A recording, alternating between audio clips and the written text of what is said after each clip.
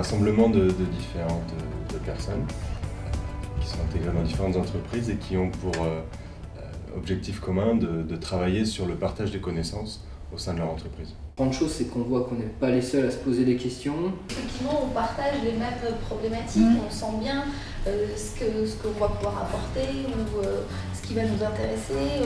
On sent bien qu'on est sur les mêmes sujets, donc ça aussi c'est rassurant. Ravi de rencontrer autant de profils intéressants et finalement qui partagent les mêmes soucis que les miens, donc on se sent un peu moins seul dans ce projet. Confronter notre réalité avec d'autres qualités d'entreprise. La diversité est source toujours de performance. Christophe qui discute avec Marine, qui parle avec Michel, et etc., etc. La diversité des métiers, c'est une grande richesse.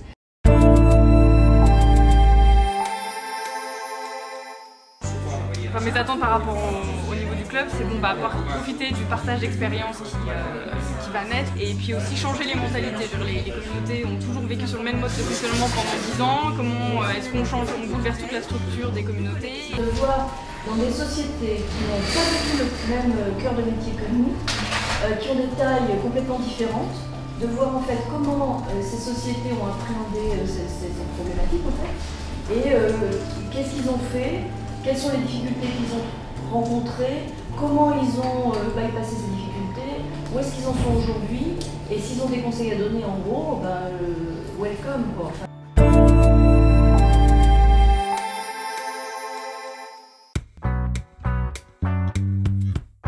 Sous-groupe 1, qui avait pour objectif la promotion des communautés. On peut travailler pour différentes populations, quel message, sous quelle forme, voilà.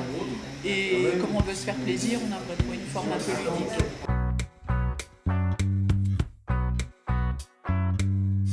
L'objectif étant de définir des bonnes pratiques et également de faire une sorte de balance entre les plus et les moins. C'est pour ça qu'on a mis les risques. On a en fait l'idée de travailler, une idée quelque peu soumise certes, mais idée tout de même, de travailler un peu sur les meilleures façons de rater son projet pour définir les meilleures façons de le réussir.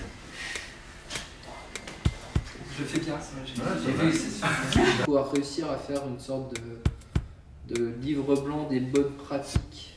Continuer à fertiliser un peu sur nos connaissances et puis nos attentes.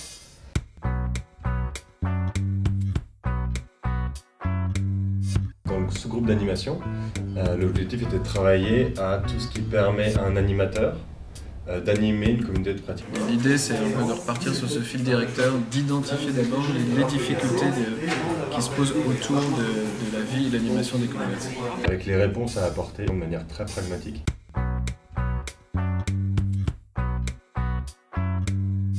On a un objectif de fournir une stratégie d'outils et des outils, une stratégie d'implémentation des outils. Et sur quel socle? C'est ça la question. Comment bien identifier quel est le besoin pour apporter le bon outil.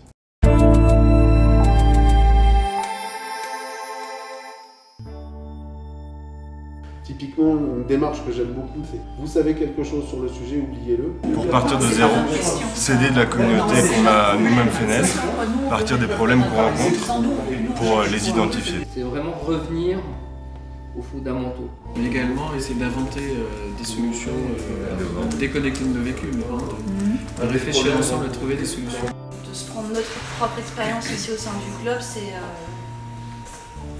marche super bien pour mieux comprendre, mieux voir ce qui se passe.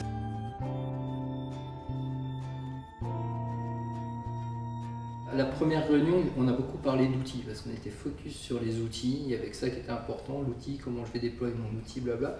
Puis en fait, on est rapidement passé sur le fait de définir les problématiques et ensuite, une fois qu'on sait de quoi on parle, de voir si on a des outils qui sont applicables. On ne choisit pas d'abord l'outil pour ensuite adapter ce qu'on va partager à l'outil. On dit ce qu'on veut partager et ensuite on adapte l'outil. Et du coup, on en crée un. Et moi, c'est ça que je trouve plus intéressant.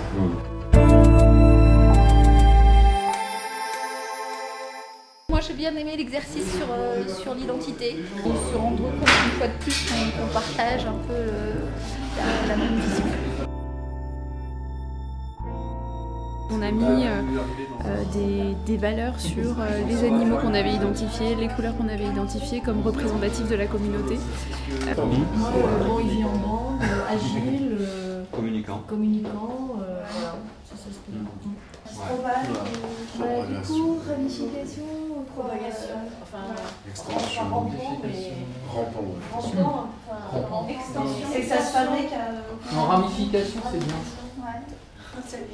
Les jeux de société, c'était pour la convivialité, faire quelque chose ensemble, dans un esprit fun. Et il y a Kaléidoscope aussi. Kaléidoscope, ça c'est moi, c'est la diversité, la richesse par la diversité. La chaleur humaine, confiance, empathie.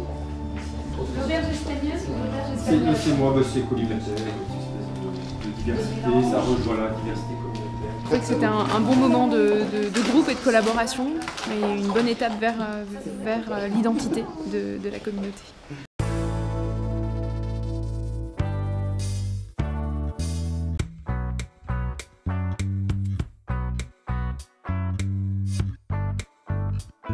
Les jeux en entreprise étaient très intéressants, notamment le jeu de la poutre, le fait de se toucher, on casse les barrières finalement, et on va avoir plus de facilité à communiquer, à échanger après. Alors si on repartir peut-être sur quelque chose de visuel, c'est visuel, genre ça reste quelque chose de direct. Les magiciens. Le petit tour de magie où j'étais le cobaye. Allez-y, lancez-la. Pas mal. Je la mets dans la boîte. Attention, un grand moment de magie. On reste bien concentré, sans les manches, on fait 1, 2 et le jeu disparaît, merci. Bon, d'accord. Non, juste pour savoir c'était quoi votre carte. Un 10 de cœur. Un 10 de cœur. Alors, une carte à l'envers, une seule.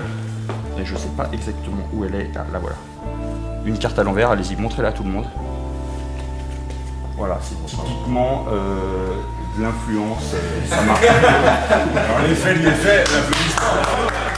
Ils ont réussi déjà à nous interpeller, puisqu'on était tous là, pourquoi des magiciens, qu'est-ce qu'ils viennent faire dans notre problématique.